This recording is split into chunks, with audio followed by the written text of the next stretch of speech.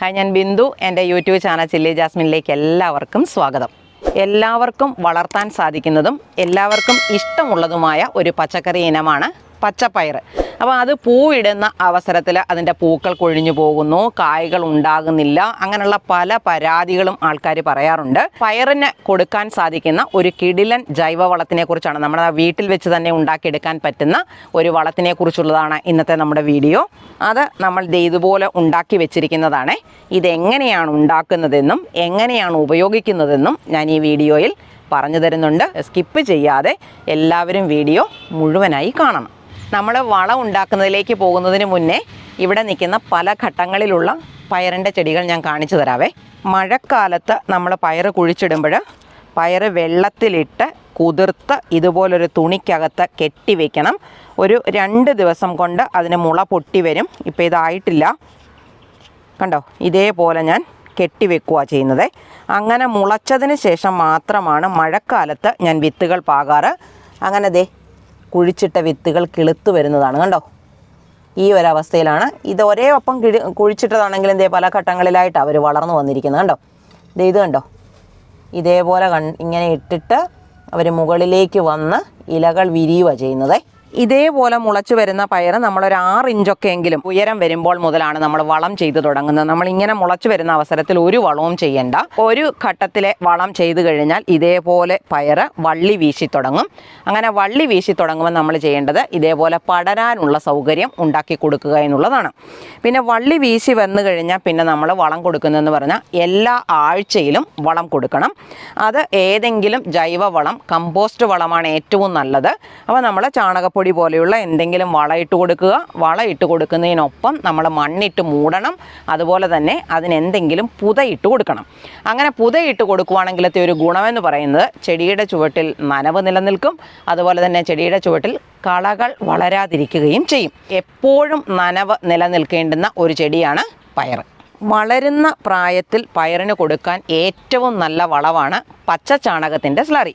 അപ്പോൾ എന്നെ പോലെ ഈ ടൗണിലൊന്നും താമസിക്കുന്നവർക്ക് നമ്മുടെ സൗകര്യാർത്ഥം പച്ച ചാണകം കിട്ടാനുള്ള സൗകര്യമില്ല. അപ്പോൾ ഞാൻ ഉണങ്ങിയ ചാണകം അല്ലെങ്കിൽ ചാണകപ്പൊടി വാങ്ങിക്കുന്നത് വെള്ളത്തിനകത്ത് കുതിർത്ത് വെച്ചിരിക്കുന്നതാണ്. അതിനിപ്പോൾ ദിവസം ഒന്നും നോക്കേണ്ട കാര്യമില്ല. നമ്മൾ കുതിർത്ത് വെക്കുക, ആവശ്യാനുസരണം ചെടിക്ക് ഒഴിച്ചു കൊടുക്കുക. അപ്പം ഞാൻ ഈ ചെടിയുടെ ചുവട്ടിലേക്ക് ഇങ്ങനെ വളം ഒഴിച്ചു കൊടുക്കുകയാണ്. ചെടിയുടെ ചുവട്ടിൽ വെള്ളം വലിഞ്ഞിരിക്കുന്ന സമയത്ത് വേണം ഇത്തരത്തിലുള്ള ജൈവ വളങ്ങൾ കൊടുക്കാൻ. ഇത് നമ്മുടെ പൂവിടാറായ പയറ് ചെടിയാണേ. അപ്പോൾ അതിന് നമ്മൾ എന്താണ് ചെയ്തു കൊടുക്കേണ്ടത് എന്നുള്ളതാണ് നമ്മളിപ്പോൾ ചെയ്യുന്നത്. ഇതേപോലെ വളർന്ന പൂവിടാറായ ചെടിക്ക് നമ്മൾ ചെയ്യുന്നതെന്ന് പറഞ്ഞാൽ ആദ്യമേ എന്തെങ്കിലും ജൈവ വളങ്ങൾ ഇട്ട് കൊടുക്കണം. അത് കമ്പോസ്റ്റ് വളം എന്ന് പറഞ്ഞാൽ മണ്ണിര കമ്പോസ്റ്റ് ആകാം, അതുപോലെ കോഴിവളമാകാം, എന്തെങ്കിലും അത്തരത്തിലുള്ള കമ്പോസ്റ്റ് വളം. ഇപ്പം ഞാൻ ഉപയോഗിക്കുന്നത് ഈ ഉണങ്ങിപ്പൊടിഞ്ഞ ചാണകപ്പൊടിയാണ്. അപ്പം ഞാൻ കുറച്ച് ചാണകപ്പൊടി ഈ ചെടിയുടെ ചുവട്ടിലോട്ട് ഇട്ട് കൊടുക്കുക. ഇതിനകത്ത് പല ചെടികൾ നിൽക്കുന്നുണ്ട്, അതുകൊണ്ടാണ് ഞാൻ ഇതുപോലെ കൂടുതൽ ഇട്ട് കൊടുക്കുന്നത്. ഒരു ചെടിയേ ഉള്ളെങ്കിൽ നമ്മുടെ ആവശ്യത്തിനുള്ളത് മാത്രം ഇട്ട് കൊടുത്താൽ മതി. ഇതുപോലുള്ള കമ്പോസ്റ്റ് വളങ്ങൾ ഇട്ടാൽ അതിൻ്റെ മുകളിലേക്ക് എന്തെങ്കിലും ഉണങ്ങിയ ചവറുകൾ ഇട്ട് കൊടുക്കണം. അപ്പം എനിക്കിപ്പം ഈ ടെറസിൽ കൃഷി ചെയ്യുന്നതുകൊണ്ട് നമ്മൾ ഈ മിറ്റ അടിച്ചു വാരുന്നത് പോലെ കിട്ടത്തില്ല. ഇവിടെ ടെറസിൽ വളരുന്ന ചെടികളുടെ ഇലകളൊക്കെ ഇവിടെ കൊഴിഞ്ഞു വീഴും. അത് അടിച്ചു വരാൻ ഞാൻ വാങ്ങിച്ചിരിക്കുന്നൊരു സാധനം കാണിക്കാവേ. നമ്മൾ ഈ ടെറസിൽ ഈ ചെടിയുടെ ചുവട്ടിലേക്കൊക്കെ ഇലകൾ വീണ് കിടക്കും, പാത്രങ്ങളുടെയൊക്കെ അടിയിലോട്ട്. അപ്പം ഞാനിത് ഈ പ്രാവശ്യം ഇതുപോലെ ടെറസ് അടിക്കാനാണെന്ന് പറഞ്ഞപ്പോൾ അവർ തന്നിരിക്കുന്നൊരു ചൂലാണ്. ഇതിന് മുമ്പ് നമ്മൾ മേടിച്ചിരിക്കുന്നതെന്ന് പറഞ്ഞാൽ സാധാരണ തറ അടിച്ചു വരുന്ന ചൂലായിരുന്നു. അപ്പോൾ അതിൻ്റെ ബ്രഷ് ഇതുപോലെ പതുങ്ങിപ്പോവും. കാരണം ടെറസെ നമുക്ക് ഇലയൊക്കെ കട്ടിക്ക് അടിച്ചു വരാനായിട്ട് കാണും. അപ്പോൾ അങ്ങനെ വരുന്നത് കൊണ്ടാണ് ഞാൻ പുതിയ ചൂല് വാങ്ങിച്ചത്. ഇത് എങ്ങനെയുണ്ടെന്ന് നമുക്കൊന്ന് ഉപയോഗിച്ച് നോക്കാവേ. അപ്പോൾ ഞാൻ ഇതുപോലെ ഒന്ന് തൂത്ത് നോക്കുവാണ്. ഞാൻ ഇതുവരെ ഈ ചൂല് ഉപയോഗിച്ചില്ല. ഇതാണോ മറ്റേ ചൂല് തന്നെയാണോ നമുക്ക് നല്ലതെന്ന് നോക്കാം. ഇതിപ്പം നനവൊക്കെ ഉള്ള സമയത്താണ് ഇലകൾ പോരാനായിട്ട് ബുദ്ധിമുട്ടുണ്ട് കേട്ടോ. പക്ഷേ ബ്രഷിന് നല്ല നീളമുണ്ട്. മറ്റേതാണെങ്കിൽ നമ്മുടെ വീടിനാകെ അടിച്ചു വരുന്നത് പോലെ തന്നെ നമുക്ക് ഇലയെ ഇങ്ങോട്ട് എടുക്കാനായിട്ട് പറ്റും. അപ്പം ഞാൻ ഇതുകൊണ്ടൊന്ന് നോക്കട്ടെ. കണ്ടോ, ഇപ്പം ഇതേപോലെ നമുക്ക് ഇലകൾ കിട്ടും. ഇത് നമ്മുടെ പഴയ ചൂലാണേ. ഇതിൻ്റെ മുകളിലോട്ട് നമുക്ക് ചവറിട്ട് കൊടുക്കണം. ഇതേപോലുള്ള ചവറ് ചെടിയുടെ ചുവട്ടിൽ വരത്തക്ക രീതിയിൽ നമ്മൾ ഇട്ട് കൊടുക്കും. കണ്ടോ, ഇങ്ങനെ ഇടും. അപ്പം നമ്മൾ നോക്കിയത് ഇത് കണ്ടോ, ഇതിൻ്റെ ഇലയെല്ലാം നല്ല വെളുത്തിരിക്കുന്ന കണ്ടോ. ഇതെന്നാന്നറിയോ, നമ്മൾ ഇതിൻ്റെ ചുവട്ടിൽ സ്യൂഡോമോണാസ് ഒഴിച്ചതാണേ. അപ്പോൾ സ്യൂഡോമോണാസ് കലക്കി ഒഴിച്ച ആ പാത്രത്തിന് അടിയിലുണ്ടായിരുന്ന ഭാഗമാണ് ഇതിൻ്റെ മുകളിൽ വീണത്. അതുകൊണ്ട് ഇങ്ങനെ പറ്റിയിരിക്കുന്നത്. പക്ഷെ ഒരു കുഴപ്പമില്ല, കണ്ടോ, പുതിയ പുതിയ നാമ്പിലകളൊക്കെ വരുന്നുണ്ട്. ഇനി ഇതിൻ്റെ മുകളിലോട്ട് ചെയ്യുന്നത് കുറച്ച് നമ്മുടെ മണ്ണിട്ട് കൊടുക്കണേ. ആ വളം മൂടത്തക്ക രീതിയിൽ, അല്ലെങ്കിൽ നമ്മൾ ഈ ജൈവ വളങ്ങളൊക്കെ ഇട്ട് കഴിഞ്ഞാൽ ഉണ്ടല്ലോ, അതിൻ്റെ മുകളിൽ ഈ തേരട്ട പോലത്തെ സാധനം ഉണ്ടാകും. ചെറിയ ചെറിയ അട്ടയുടെ കുഞ്ഞുങ്ങൾ പോലത്തേതുണ്ടാകും. അപ്പോൾ ഇതുപോലെ നമ്മൾ മണ്ണിട്ട് മൂടുവാണെങ്കിൽ അങ്ങനെ ഉണ്ടാകാതിരിക്കും. അതുമാത്രമല്ല, ഇനി നമ്മൾ ഇത് പൂവിടാറായ ചെടിയാണ്. ഇനി കായ്ക്കുന്നിടം വരെ നമ്മൾ പുതിയ മണ്ണൊന്നും കൊടുക്കത്തില്ല. അതേപോലെ നമ്മളിത് മണ്ണിട്ട് കൊടുത്തിരിക്കുന്നത്, ഇത് ഉണങ്ങിയ ഇലകൾ കണ്ടോ, ഇതിന് ഞാൻ ചോട്ടി കൊടുത്തിരിക്കുന്നത് വാഴയിലയാണേ. അപ്പോൾ വാഴയില ഇട്ട് വളമൊക്കെ ഇട്ട് മണ്ണൊക്കെ ഇട്ട് മൂടിയിരിക്കുന്ന സാധനമാണ്. ഇനി നമുക്ക് ഈ ഉണ്ടാക്കുന്ന വളം എങ്ങനെയാണെന്ന് കാണാം. ഇത് നമ്മളുടെ എല്ലാവരുടെയും വീട്ടിലുള്ളതും ഉപയോഗിക്കുന്നതുമായിട്ടുള്ള ഉള്ളിയാണേ. അപ്പോൾ ഈ ഉള്ളി വൃത്തിയാക്കുന്ന അവസരത്തിൽ നമ്മളിങ്ങനെ ഇതിൻ്റെ ചുവട് മുറിക്കും. എന്നിട്ടാണല്ലോ നമ്മൾ ഉള്ളി വൃത്തിയാക്കുന്നത്. ഇങ്ങനെ നമ്മൾ മുറിച്ചിട്ട് അതുപോലെ ഈ മുകൾ വശം കൂടെ ഇതേപോലെ മുറിക്കുവാണെങ്കിൽ നമുക്ക് ഉള്ളിയുടെ തൊലി വൃത്തിയാക്കാൻ എളുപ്പമാണേ. ഇങ്ങനെ നമ്മൾ എടുക്കുന്ന തൊലിയെ ഇതുപോലൊരു പാത്രത്തിനകത്ത് ഇട്ട് വെക്കണം. ഇങ്ങനെ ഒരു 3-4 ദിവസത്തെ അല്ലെങ്കിൽ ഒരാഴ്ചയിലെ നമ്മളുടെ ഉപയോഗവും ആവശ്യവും അനുസരിച്ച് ഉണ്ടായി കിട്ടുന്ന ഉള്ളിത്തൊലികൾ കുറച്ച് കൂടി വരുന്ന അവസരത്തിൽ ഇതേപോലുള്ളൊരു പാത്രത്തിനകത്തേക്ക് ഇട്ട് വെക്കണം. ഒരു കുറച്ച് ഉള്ളി ആയി കഴിയുമ്പം അതിനകത്തേക്ക് വെള്ളത്തിൻ്റെ അളവൊന്നും നോക്കണ്ട, ആ പാത്രം നിറച്ച് വെള്ളം ഒഴിച്ച് വെക്കുക. ഒരു 10 ദിവസമെങ്കിലും ഇതേപോലെ ഒഴിച്ച് അടച്ച് വെക്കണം. അങ്ങനെ വെച്ചിരിക്കുമ്പോൾ കണ്ടോ, അത് മുഴുവനും അഴുകി നല്ല വളമായിട്ട് മാറും. ഇങ്ങനെ ഉണ്ടാക്കിയെടുക്കുന്ന വളം ഇനി ഞാൻ ഇത് നല്ലോണം ഒന്ന് ഇളക്കുക. കണ്ടോ, ഉള്ളിയുടെ തൊലിയൊക്കെ നല്ലവണ്ണം ഇതിനകത്ത് അലിഞ്ഞിട്ടുണ്ട്. ഇപ്പം നമ്മളൊന്ന് കൈകൊണ്ട് ഞെരടുവാണെങ്കിൽ അത് മിക്കവാറും ഇതിനകത്ത് അലിഞ്ഞ് ചേരും. ആ ഒരു പാകത്തിൽ അഴുകി ചേർന്നിരിക്കുന്നൊരു വളമാണേ. ഇനി നമ്മൾ ഇതിനെ ചെയ്യുന്നതെന്ന് പറഞ്ഞാൽ ഇതിനകത്തോട്ട് നമുക്കൊന്ന് അരിച്ചെടുക്കാം. കണ്ടോ, നമുക്കിതൊന്ന് ഇളക്കി കൊടുക്കാം. അപ്പോൾ ഇത് നേരെ താഴേക്ക് വീഴും.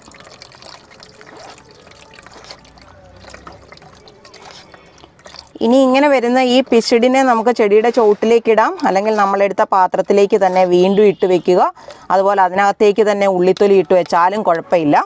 അപ്പം ഞാൻ ഇങ്ങനെ വെച്ചിട്ട് ഇത് ഈ ഗ്ലാസ്സിലോട്ട് ഒഴിച്ച് നിറച്ചെടുക്കും. കണ്ടോ, ഇനി ഇതിനെ നമ്മൾ ചെയ്യുന്നതെന്ന് പറഞ്ഞാൽ 5 ഇരട്ടിയായിട്ട് നേർപ്പിച്ചെടുക്കണം. അപ്പോൾ ഞാനിതുപോലെ വെള്ളം ഒഴിച്ച് നേർപ്പിച്ചിട്ട് കാണിക്കാവേ. 3 ആയി, 4 ആയി, 5 ആയി. കണ്ടോ, ഇത് നമ്മൾ 1 കപ്പ് വളം ഒഴിച്ചിട്ട് അതിൻ്റെ മുകളിലോട്ട് 5 കപ്പ് വെള്ളം കൂടെ ഒഴിച്ച് 5 ഇരട്ടിയായിട്ട് നേർപ്പിച്ചതാണേ. ഇനി നമുക്ക് ഇതിനെ ചെടിയുടെ ചുവട്ടിലോട്ട് ഇതേപോലെ ഒഴിച്ചു കൊടുത്താൽ മതി പൂവിടാറാകുന്ന അവസരത്തിൽ. കണ്ടോ, ഇങ്ങനെ നമ്മൾ ഒഴിച്ചു കൊടുക്കും. 5 ഇരട്ടിയായിട്ട് നേർപ്പിച്ചിട്ടാണ് ചുവട്ടിൽ ഒഴിച്ചു കൊടുത്തത്. അത് 10 ഇരട്ടിയായിട്ട് നേർപ്പിച്ചിട്ട് ചെടിയുടെ ഇലകളിൽ സ്പ്രേ ചെയ്ത് കൊടുക്കുകയും ചെയ്യാം. കീടങ്ങളുടെ ശല്യവും ഇല്ലാതാകും. അതുപോലെ തന്നെ നല്ല വളർച്ചയും കിട്ടും. നന്നായി പൂക്കളുണ്ടാകും. പൂക്കളൊന്നും കൊഴിഞ്ഞു പോകാതെ കായ്കളാകുകയും ചെയ്യും. അപ്പം ഞാൻ ഈ വളം ഇതിനു മുന്നേ കൊടുത്തിരിക്കുന്ന ഒരു പയറ് ചെടി നിങ്ങൾക്ക് കാണിച്ചു തരാവേ.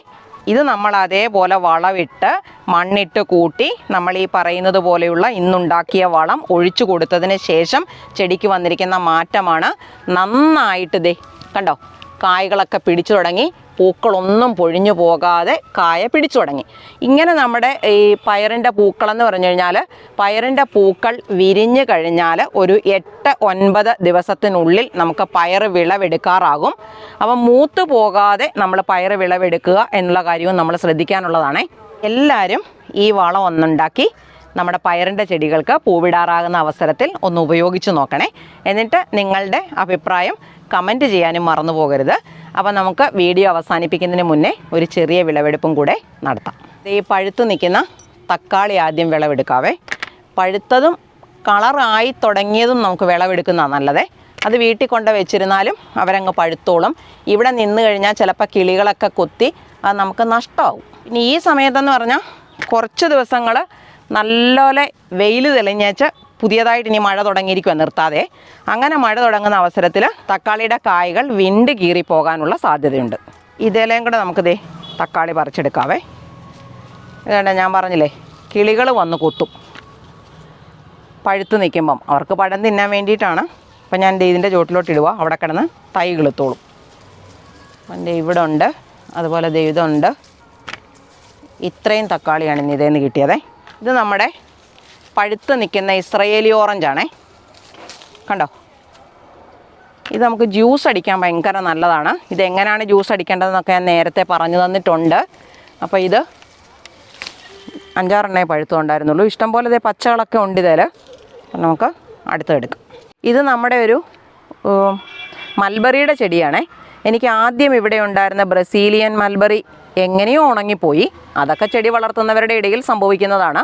അപ്പം ഞാൻ പുതിയ ചെടി കൊണ്ടുവന്ന് വെച്ച് അതുണ്ടായി വരും കേട്ടോ. അത് കുഞ്ഞൊരെണ്ണം ഉണ്ടാകുന്നുണ്ടോ, ചൂട് പിടിച്ച് വരുന്നതേ ഉള്ളൂ. ഞാൻ തിന്ന് നോക്കട്ടെ, നല്ല മധുരം ഉണ്ടോന്നേ. സൂപ്പർ മധുര. ഇത് കണ്ടോ, നമ്മൾ പന്തലയിലോട്ട് പടർത്തി വളർത്തിയ ഒരു തക്കാളിയാണേ. നമുക്ക് ഇഷ്ടം പോലെ പന്തലുണ്ടായി കിടപ്പുണ്ട്. അപ്പോൾ ചെടി തൂങ്ങിപ്പോകത്തില്ല, മറിഞ്ഞു പോകത്തില്ല. അതുപോലെ ഇത് പഴുത്തൊക്കെ തുടങ്ങിയിട്ടുണ്ട്. അപ്പോൾ പഴുത്ത് തുടങ്ങിയതിനെ ഞാനങ്ങ് വിളവെടുക്കുവാണേ. ഇത്ര എണ്ണ ആയിട്ടുള്ളൂ. ഇഷ്ടം പോലെ ഇതേ കാണാനുണ്ട് കണ്ടോ. വലയെക്കൂടെ കുറച്ച് തക്കാളി കണ്ടോ ഇതുപോലെ താഴേക്ക് കിടപ്പുണ്ട്. അപ്പോൾ നമുക്കതും കൂടി ഇങ്ങനെ പറിച്ചെടുക്കാം. നല്ല പാകമായിട്ട് കിടക്കുക. ഇവർക്ക് ഇതുപോലെ ഒന്ന് താങ്ങി വളരാനായിട്ടൊരു സൗകര്യമുള്ളതാണ് ഈ തക്കാളിക്ക് എപ്പോഴും നല്ലത്. ഇത് വയലറ്റ് കാന്താരിയാണേ. അപ്പോൾ നമുക്കത് ഇതിൻ്റെ മുളകൊന്ന് പറിച്ചേക്കാം, ഒരു 5-6 എണ്ണം. അല്ലെ ഇവിടെ നിന്ന് കഴിഞ്ഞാൽ ഇതിവിടെ നിന്ന് പഴുത്തു പോവും. നമ്മളെപ്പോഴും പച്ചമുളക് പറിച്ച് ഉപയോഗിക്കും. കാന്താരി നമുക്ക് വേസ്റ്റായിട്ട് പോവും. ഇതുപോലെ കായ്ച്ച് നമുക്ക് തരുന്നതല്ലേ. ഇത് ഇതിനകത്തേക്ക് ഇടാം. ഇനി നമുക്ക് 5-6 വെണ്ടയ്ക്കയുണ്ടേ, അത് പറിച്ചിട്ട് വരാം. അത് ഇവിടെ ഒരെണ്ണമുണ്ട്. ഇപ്പം ഞാൻ ഇവിടെ വെണ്ടയ്ക്ക ഇപ്പം വിളവെടുക്കാനുള്ളത് കുറവാണ്. കാരണം കൃത്യമായിട്ട് ഞാനിവിടെ രാവിലെ കയറുമ്പം പറിച്ചുകൊണ്ട് പോകും. അല്ലെങ്കിൽ വെണ്ട പെട്ടെന്ന് അങ്ങോട്ട് മൂത്ത് പോകും കേട്ടോ. അതുകൊണ്ട് മൂത്ത് പോയി കഴിഞ്ഞാൽ നമുക്കത് വേസ്റ്റായി പോവുക ചെയ്യുന്നത്. ഇനി ഇവിടെ ഏതാണ്ട് 1-2 എണ്ണം ഉണ്ട്, അതും കൂടെ നമുക്ക് പറിച്ചെടുക്കാം. ഇത് ചുവന്ന വെണ്ടയാണേ. ബാക്കിയൊക്കെ ഞാൻ അവിടെ നിന്നൊക്കെ പറിച്ചെടുത്തിട്ടുണ്ട്. കൃത്യമായിട്ടുണ്ടായിക്കൊണ്ടിരിക്കും. നമ്മൾ ആദ്യത്തെ ഒരു ട്രിപ്പ് വളമൊക്കെ കൊടുത്ത് വെള്ളവും കൊടുത്താൽ മതി. ഇങ്ങനെ അങ്ങ് ഉണ്ടായി കിട്ടിക്കൊണ്ടിരിക്കും. ഒരു ചുരക്കയാണേ, ചെറുതാണ്. അത് നമുക്കതങ്ങ് എടുക്കാം. ഇത് നമ്മുടെ 2 ചുവട് വഴുതനയാണേ. ഒന്ന് ഇതേപോലത്തെ ചെറിയ ചെറിയ വയലറ്റ് വഴുതനകൾ ഉണ്ടാകുന്നതാണേ.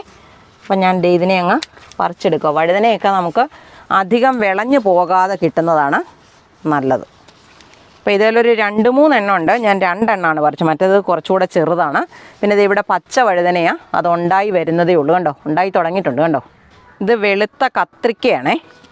അപ്പോൾ 2 എണ്ണം ഉണ്ടായിട്ടുണ്ട്. അതെല്ലാം ഇഷ്ടം പോലെ ഉണ്ടായി തുടങ്ങുന്നുണ്ട്. ഞാൻ ചെറുതായിരിക്കുമ്പോൾ തന്നെ പറിക്കും, അല്ലെങ്കിൽ ഇത് വിളവെടുക്കാൻ മറന്നു പോവും, ഇവിടെ കിടന്ന് പഴുത്തു പോവും. ഇവിടെ ഇത് 1-2 വഴുതനയുണ്ടേ, അതും കൂടെ ഞാനങ്ങ് വിളവെടുക്കുക.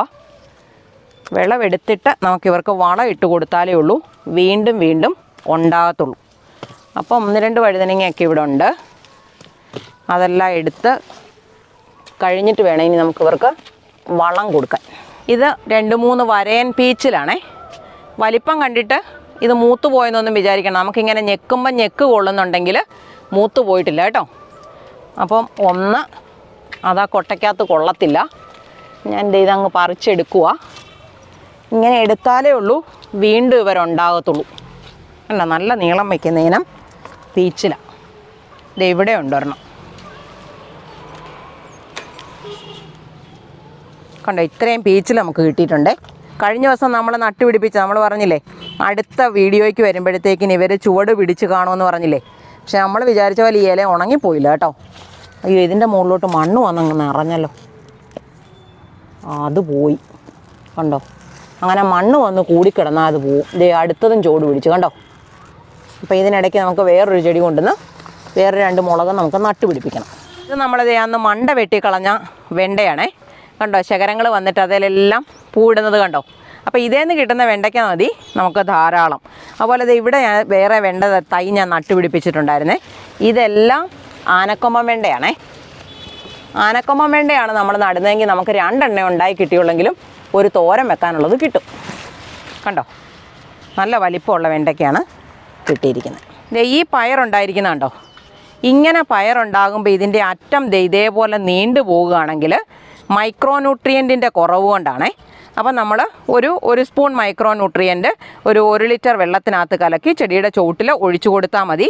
അപ്പോൾ ഇത് മാറിക്കിട്ടും. ഇത് നമ്മുടെ സാലഡ് കുക്കുംബറാണേ. അത് നമുക്കിന്ന് ഒരെണ്ണം കിട്ടിയിട്ടുണ്ട്. നമ്മൾ ഇത്രയും സാധനങ്ങളാണ് വിളവെടുത്തത്. കുറച്ച് വഴുതനങ്ങ, കുറച്ച് വെണ്ടയ്ക്ക, കുറച്ച് പീച്ചിൽ, കുറച്ച് തക്കാളി, ഒരു സാലഡ് കുക്കുംബർ, ഒരു ചുരയ്ക്ക. ഇന്നത്തെ വീഡിയോ എല്ലാവർക്കും ഇഷ്ടമായില്ലേ? എൻ്റെ വീഡിയോ ഇഷ്ടമാകുവാണെങ്കിൽ എനിക്കൊരു ലൈക്ക് തരാനും സബ്സ്ക്രൈബ് ചെയ്യാത്തവരാരെങ്കിലും ഉണ്ടെങ്കിൽ സബ്സ്ക്രൈബ് ചെയ്യാനും മറന്നു പോകല്ലേ. ഇതേപോലെ ഉപകാരപ്രദമായ മറ്റൊരു വീഡിയോയുമായി നമുക്ക് അടുത്ത ദിവസം വീണ്ടും കാണാം.